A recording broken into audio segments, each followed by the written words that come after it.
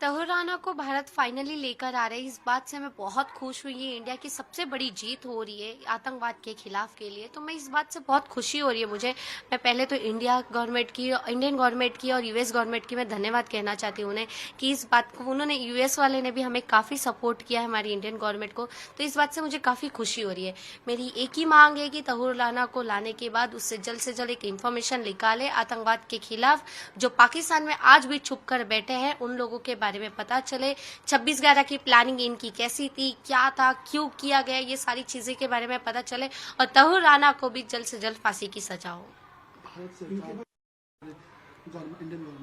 Indian government से मैं इस बात से बहुत खुश हूँ कि नरेंद्र मोदी सर जी ने इतना कुछ कर रहे हैं, वो आतंकवाद खत्म करने के लिए इतना सब कुछ कर रहे हैं, तो इस बात से मुझे बहुत खुशी हो रही है और मैं उनको थैंक यू कहना चाहती हूँ। मैं यही अपील करूंगी कि आपने तहूर राना को लाया, ऐसे और भी जो पाकिस्तान में अभी भी बैठे हैं, जो मास्टरमाइंड जिंदा है, जिन्होंने कसाब जैसे लोगों को बढ़ावा दिया है, कसाब जैसे लोगों को पाल रहे, तो उन लोगों को भी जल्द से जल्द लेकर आए, उसे फांसी की सजा दिया जाए। 26/11 की रात तो मैं कभी भूल नहीं पाई और ना ही मैं भुला सकती। उस रात को मैं पूना जाने वाली थी मेरे फैमिली के साथ, मेरे पापा, मैं और मेरे भाई।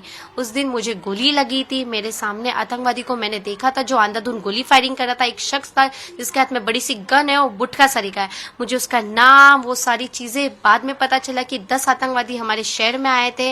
ये सारी चीजें मुझे बाद में पता चली थी। जब मैं सीएसटी में थी मेरे सामने काफी लाशों थी, लोग भागते भागते गिर रहे, किसी के हाथ में गोली लग रही तो किसी के पैर तो किसी के सर पर।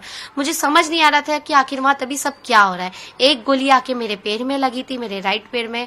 गोली लगने के बाद मुझे सेंट जॉर्ज हॉस्पिटल लेके गए। सेंट जॉर्ज में काफी पेशेंट थे, वहां मेरा ऑपरेशन नहीं हुआ, वहां से मुझे जेजे शिफ्ट किए।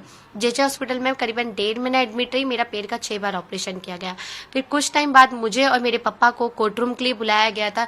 10 जून 2009 को मैं और मेरे पापा ने जाके कसाब को आइडेंटिफाई किया था। मेरे पापा ने दोनों आतंकवादी को देखा था, कसाब और अब्बू इस्माइल को। मैं इंडियन गवर्नमेंट से एक अपील करूंगी कि कसाब को जितना टाइम तक रखा गया था उतना टाइम तहूर राना को ना रखा जाए, उसको जल्द से जल्द फांसी की सजा दिया जाए। और जो मास्टरमाइंड अभी भी पाकिस्तान में बैठा है और जो हमारे इंडिया से जो भागकर चले गए, हमारे इंडिया को जो तकलीफ दी है, उन लोगों को भी लाकर सजा दिया जाए।